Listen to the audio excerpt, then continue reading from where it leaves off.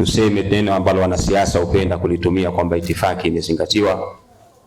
Tunatambua uwepo wa mashehe zetu na walizi wetu mbele yetu. Allah subhanahu wa ta'ala azidi kuwahifadhi. Mada ambayo nimeelekezwa niweze kuizungumza na mwalimu wangu Sheikh Mziwanda, namna gani Mtume Muhammad sallallahu alayhi wa alihi wasallama alikuja kuwakomboa vijana. Nianze pale ambapo Allah subhanahu wa ta'ala aliposema, laqad manna Allahu 'ala al-mu'minin idh ba'atha fihim rasulan min anfusihim yatlu 'alayhim ayatihi wa yuzakkihim wa yu'allimuhumul kitaba wal hikma wa in kanu min qablu la fi dhalalin mubin.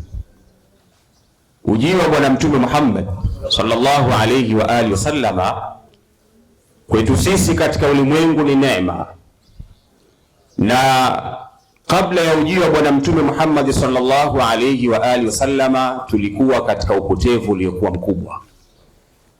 Vijana tulikuwa tumepotea, wanawake walikuwa wamepotea, wazee walikuwa wamepotea, na ulimwengu ulikuwa umepotea. Lakini Mwenyezi Mungu anathibitisha kwa ujio wa Bwana Mtume Muhammad sallallahu alayhi wa alihi wasallama imekuwa ni sababu kwa sisi vijana kuweza kupata uongofu uliokuwa mkubwa. Mtume sallallahu alayhi wa alihi wasallama alikuja kuwakomboa vijana kifikra. Mtume sallallahu alayhi wa alihi wasallama alikuja kuwakomboa vijana kiuchumi. Mtume sallallahu alayhi wa alihi wasallama alikuja kuwakomboa vijana kielimu. Kwenye kila nyanja utakayozungumza unamzungumzia Bwana Mtume Muhammad sallallahu alayhi wa alihi wasallama, ni sababu ya vijana kupata uongofu katika ulimwengu huu. Ukisoma katika historia, wapo baadhi ya vijana wenzetu waliopita ambao walipata uongofu kupitia Bwana Mtume Muhammad sallallahu alayhi wa alihi wasallam. Miongoni mwao akiwemo kijana aliyekuwa akiitwa As'ad ibn Zurara, ambaye alikuwa ni kijana wa Kimadina na amefariki akiwa na umri wa miaka 17, angali kijana mdogo sana, lakini aliweza kufata maneno ya Bwana Mtume Muhammad sallallahu alayhi wa alihi wasallama, lakini pia ikawa ni sababu ya kuwa mfano kwa vijana wengine wa Kimadina wakaweza kuingia katika Uislamu. Lakini ukisoma katika historia utakuta yupo sahaba ambaye siku aliyofariki ilitikisika arshi ya Allah subhanahu wa ta'ala kwa sababu ya kifo chake. Alikuwa ni Saad ibn Muadh. Alikuwa ni kijana ambaye aliingia katika Uislamu akiwa na miaka 30 na akaishi katika Uislamu, tarehe ulama wanasema miaka 6, wengine wanasema miaka 7, lakini kauli yenye nguvu aliishi kwa miaka 7. Lakini alifariki akiwa na miaka 37, akiwa ni kijana mdogo sana. Inaonyesha alikuwa ni kijana ambaye alimuelewa Bwana Mtume Muhammad sallallahu alayhi wa alihi wasallam. Lakini pia ni kijana, siku aliyofariki walikuja malaika 70,000 kuja kusindikiza jeneza lake. Ulama wa tarikhi wanasema wakati masahaba wanakwenda kuzika, wamebeba jeneza la Saad, alionekana Mtume akiwa ananyanyamia anachechemea wakati wa kwenda kuzika. Masahaba wakaja wakamuuliza Mtume kwamba ni jambo gani lililokuwa linapelekea mpaka akawa anashindwa kukanyaga unyayo wake mzima. Mtume akawaeleza masahaba kwamba walihudhuria katika jeneza lile malaika 70,000 kuja kumsindikiza Saad bin Muadh. Kwa hiyo inaonyesha kwamba vijana walipata nusra, vijana waliongoka kupitia Bwana Mtume Muhammad sallallahu alayhi wa alihi wasallama, mpaka wakapata daraja majeneza yao kuja kusindikizwa na malaika. Hivi ndivyo hali ilivyokuwa kwa vijana wenzetu waliopita, namna gani walipata nusra, walipata msaada, namna gani waliongoka, namna gani walipata nuru kupitia Bwana Mtume Muhammad sallallahu alayhi wa alihi wasallam. Bali vijana ikawa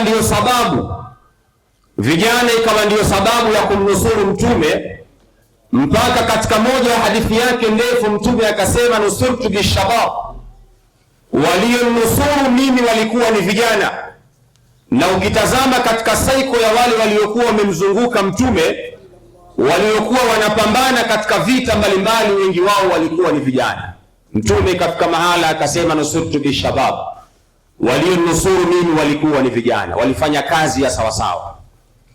Lakini Allah subhanahu wa ta'ala alipotaka kushajiisha maneno haya, alipotaka kumwelekeza mtume nafasi ya vijana na namna gani vijana wanatakiwa waongoke, Allah subhanahu wa ta'ala alikuja kumsimulia mtume Muhammad habari za ashabul kahfi.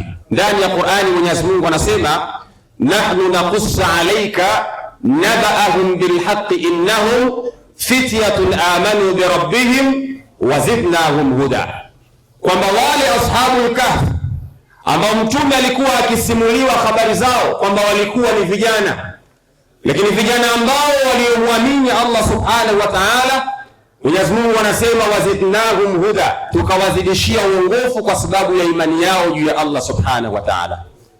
Kwa hiyo bado aya hii mtume anaelekeza umuhimu wa vijana na nafasi yao na namna gani wanaweza wakaupigania Uislamu. Kwa hiyo ujio wa mtume ikawa ni sababu kwa vijana wengi kupata nuru, kwa vijana wengi kuongoka, na vijana wengi wakafanya kazi ya kuunusuru Uislamu wakati wa bwana mtume Muhammad sallallahu alayhi wa alihi wasallam. Lakini ipo hadithi ya mtume anaonyesha namna gani vijana kama watashikamana vizuri na mwenendo wa bwana mtume Muhammad sallallahu alayhi wa alihi wasallama, itakuwa ni sababu ya kupata nusra na ni sababu ya kupata uongofu. Katika hadithi ndefu bwana mtume sallallahu alayhi wa alihi wasallam anasema sab'atun yudhilluhumullahu fi dhillihi yawma la dhilla illa dhilluhu, watu wa aina saba watakuwa katika kivuli cha Allah subhanahu wa ta'ala siku ambayo hakuna kivuli isipokuwa kivuli cha Allah subhanahu wa ta'ala. Mtu wa kwanza mtume akasema imamun adil, kiongozi atakayekuwa muadilifu. Na mtu namba mbili mtume akasema washabun nashaa fi ibadatillah, na kijana atakayeshikamana katika ibada ya kumcha Allah subhanahu wa ta'ala atakuwa katika kivuli cha Allah subhanahu wa ta'ala. Maneno haya ya mtume Muhammad bado yanaonyesha umuhimu wa vijana na namna gani mtume Muhammad sallallahu alayhi wa alihi wasallama alikuja kuwaongoa vijana katika ujinga, alikuja kuwaongoa vijana katika ujahili, alikuja kuwatoa vijana katika ufukara na kuja kuwabadilisha vijana fikra zao kutoka kwenye hali moja kuelekea katika hali nyingine. Mtu mmoja aliwahi kusema many people died at 25 and unburied until they are 75. Kuna watu wengi sana wanakufa wakiwa na miaka 25, lakini wanakuja kuzikwa wakiwa na miaka 75. La ilaha illa Allah. Ukiwa ni kijana, ujana wako ukawa hauna impact yoyote, kama vile ambavyo vijana waliopita walivyomnusuru bwana mtume Muhammad. Mtume aliwatoa katika ujinga, aliwatoa katika hali mbaya, wakaupigania Uislamu. Na wewe ukiwa ni kijana wa miaka 18, 25, 30, kisha ujana wako ukawa hauna athari yoyote, huyu mtu anasema wewe umekufa.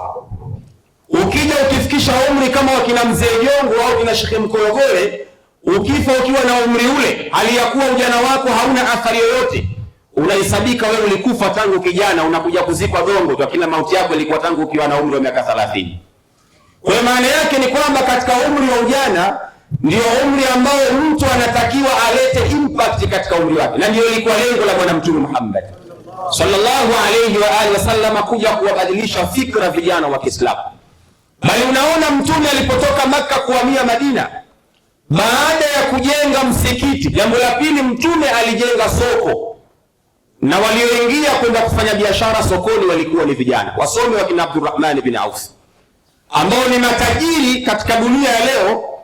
Nilikuwa natazama rekodi ya matajiri duniani, namba moja ni Elon Musk, anatajwa kuwa sasa hivi ana utajiri wa dola trilioni 1, anatajwa hivyo. Lakini ukisoma katika historia utajiri aliyokuwa nao Abdurrahman bin Auf siku aliyofariki, kwenye hazina yake dhahabu iliyokutwa, asset aliyokuwa nayo, utajiri wake ulikuwa unazidi zaidi ya Elon Musk wanavyomtaja watu hivi leo. Lakini alikuwa ni kijana ambaye aliingia sokoni kwenda kufanya biashara. Mtume aliwatengeneza vijana kwenye kujikomboa kifikra. Walibadilika fikra zao, wakaamini bila ya uchumi Uislamu hauwezi kwenda, wakaingia sokoni. Hawakukaa kulalamika vijiweni kwa ajira hakuna. Inawezekana leo ukawa na degree yako ukaona kwamba lazima uajiriwe serikalini au ofisini. Mtume hakusubiri hilo, akawaambia vijana, twendeni sokoni tukafanye biashara. Wakaingia sokoni wakafanya biashara, na baada ya muda tunatambua ya kwamba Madina ikawa ni milki ya Waislamu. Lakini asilimia kubwa waliokuwa wanafanya biashara walikuwa ni vijana wa Kiislamu. Kwa hiyo hivi ndivyo hali ilivyokuwa, na walipokuwa na uchumi, Uislamu ukapata nuru, Uislamu ukapata mwangaza kwa sababu ya uchumi wa vijana wa Kiislamu. Mtu mmoja aliwahi kusema, changes comes from inside, it's not outside. Mabadiliko ya kwanza ya kijana yanaanzia ndani yake, kwenye fikra zake. Na Mtume alidili na fikra za vijana, namna gani ataweza kuwabadilisha kifikra, wajue kwamba wao wana umuhimu katika dunia hii na Uislamu. Akawabadilisha kifikra, na kweli wakaleta impact katika ulimwengu. Kwa hiyo Mtume ni sababu ya sisi vijana wa leo kuwepo katika nuru hii ya Uislamu. Ni kazi iliyofanywa na Bwana Mtume Muhammad sallallahu alayhi wa alihi wasallam kuwatengeneza watu. Mwisho nimalize. Mtu mmoja alikwenda kuzungumza na vijana kwenye chuo kikuu cha Philadelphia, Marekani. Alikwenda kuzungumza na vijana kama hivi. Alipofika akawauliza, what is your life's blueprint? Maisha yako wewe kama kijana yanaacha alama gani? Mtume aliwabadilisha kifikra vijana kwamba watakapokuwa wameondoka duniani, iwe kuna alama au kuna athari wameiacha katika mgongo wa ardhi. Kuna athari yoyote wameiacha? Yule bwana akawauliza, wewe kama kijana kuna alama gani unaacha katika mgongo huu wa ardhi? Hawa kina mzee Jongo mnavyowaona leo, ujana wao waliutumia kwenye mambo ya dini. Kina Sheikh Mkoyogole mnawaona leo wamezeeka, umri wao mpaka wanazeeka walikuwa wanautumia kwenye dini. Sisi kama vijana wa Kiislamu ambao tumekombolewa na Bwana Mtume Muhammad sallallahu alayhi wa alihi wasallam, swali langu na wauliza na nyinyi, what is your life's blueprint? Maisha yako yanaacha alama gani? Mtu mmoja aliwahi kuandika kitabu, anaitwa Robin Sharma, kinaitwa Who Will Cry When You Die? Ni nani atakulilia, sio kukulilia, ni nani atakukumbuka utakapokuwa umekufa. Kwamba watu wakikaa hapa Shinyanga waseme kwamba kijana fulani alileta mapinduzi ya aina fulani, mageuzi ya aina fulani, au watu watakukumbuka ulikuwa unachukua mabinti za watu mtaani. Subhanallah. Au watu watakukumbuka ulikuwa wewe ndio mstari wa mbele kuwachochea watu wakafanya vurugu kwenye maandamano. What is your life's blueprint? Maisha yako yanaacha alama gani?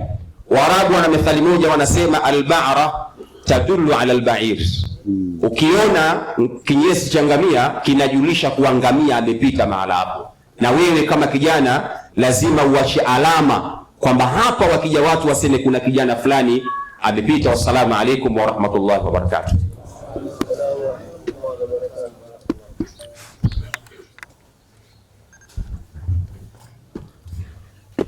Mbona ikubali maiki zenu?